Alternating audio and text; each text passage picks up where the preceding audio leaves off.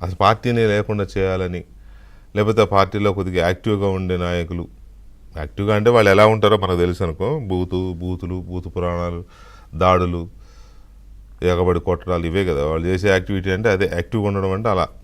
So ఇలాంటి వాళ్ళని లేకుండా చేసి ఆ పార్టీ పూర్తిగా అంతర్ధానం అయిపోతుంది అనే ఏమన్నా ఆలోచన కూటమి ప్రభుత్వం, పర్టికులర్గా తెలుగుదేశం పార్టీ ఏమన్నా చేస్తుందా అనేది ఒక ప్రశ్న. అయితే పనిగట్టుకుని వైసీపీ నాయకుల్ని టార్గెట్ చేస్తున్నారు అనే ప్రచారంలో ఎంతవరకు వాస్తవం ఉంది? పనిగట్టుకుని అభంశుభం తెలియకుండా నోట్లో ఏలేసుకుని ఇంట్లో కూర్చుంటేనో, పాపం అమాయకంగా తిరిగి ఉన్న వాళ్ళని పనిగట్టుకుని ఏరి తీసుకొచ్చి టార్గెట్ చేసి తీసుకొచ్చి వాళ్ళ మీద కేసులు పెట్టి లేకపోతే జైలుకు పంపడం. ఆ జైలుకు పంపట్లేదని ఒక పక్క గోల పెడుతున్నారు తెలుగుదేశం కార్యకర్తలు కానీ, జనసేన కార్యకర్తలు కానీ అలా వాళ్ళని టార్గెట్ చేసి హింసిస్తున్నారు, వేధిస్తున్నారు అనే ఈ ప్రచారం ఎందుకు వస్తుంది? అసలు ఇవన్నిటికంటే ముందు రెడ్ బుక్ అనేది అమల్లో అవుతుందా ఆంధ్రప్రదేశ్లో? రెడ్ బుక్ లోకేష్ తన పాదయాత్రలో కానీ, ఎన్నికల ప్రచారం సందర్భంలో కానీ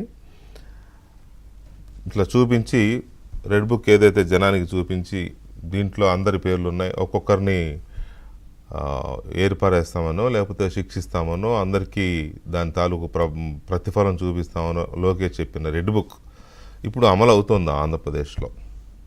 ఉందా రెడ్ బుక్ అనేది, ఉనికిలో ఉందా అనేది ఇంకొక కీలకమైన ప్రశ్న. ఇక్కడ మనకు 3 కీలకమైన ప్రశ్నలు ఏంటంటే, ఆంధ్రప్రదేశ్లో రెడ్ బుక్ అనేది ఎగ్జిస్టెన్స్లో ఉందా?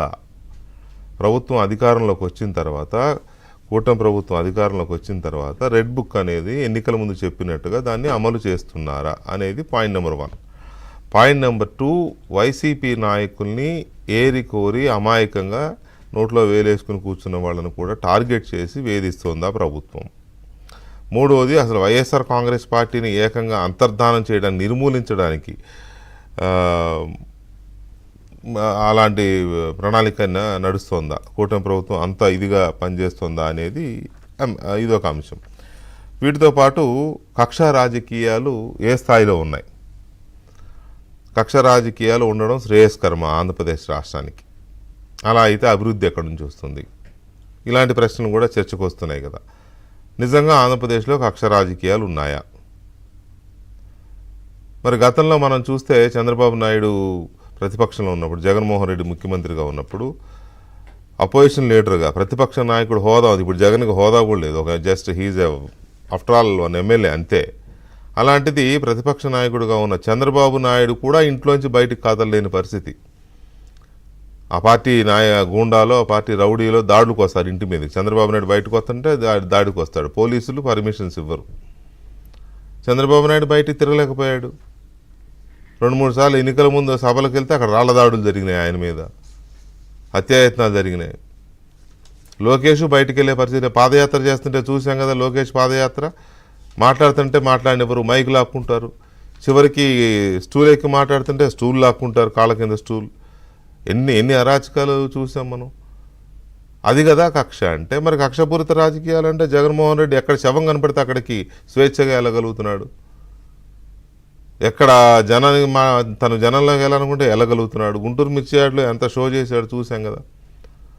వరదల్లో 1 గంట తిరిగి మొత్తం వరదలంతా తిరిగినట్టు బిల్డప్ ఇచ్చాడు. ఆ ₹1 ఎక్కడికి పోయినాయి తెలియదు కానీ ఆ సహాయం ప్రకటించాడు కదా ₹1. ఆ ₹1 ఎక్కడ పోయినాయో తెలియదు.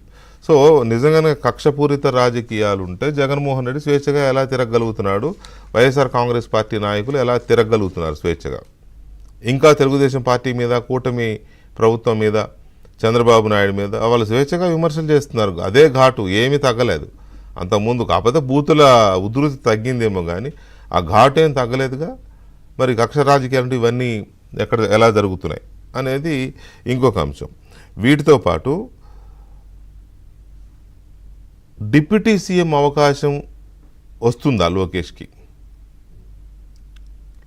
డిప్యూటీ సీఎం అయ్యే అవకాశం వస్తుందా? వస్తే లోకేష్ తీసుకుంటాడా? డిప్యూటీ సీఎం పదవిని తీసుకుంటాడా? ఈ చర్చ ఎందుకు వస్తుంది? ఇప్పుడు నేను చెప్పిన మొత్తం పాయింట్స్ అన్నిటికీ లోకేష్ ఇచ్చే సమాధానాలు ఏంటి? పర్టికులర్గా రెడ్ బుక్ అనే దాని మీద లోకేష్ జాతీయ స్థాయి వేదిక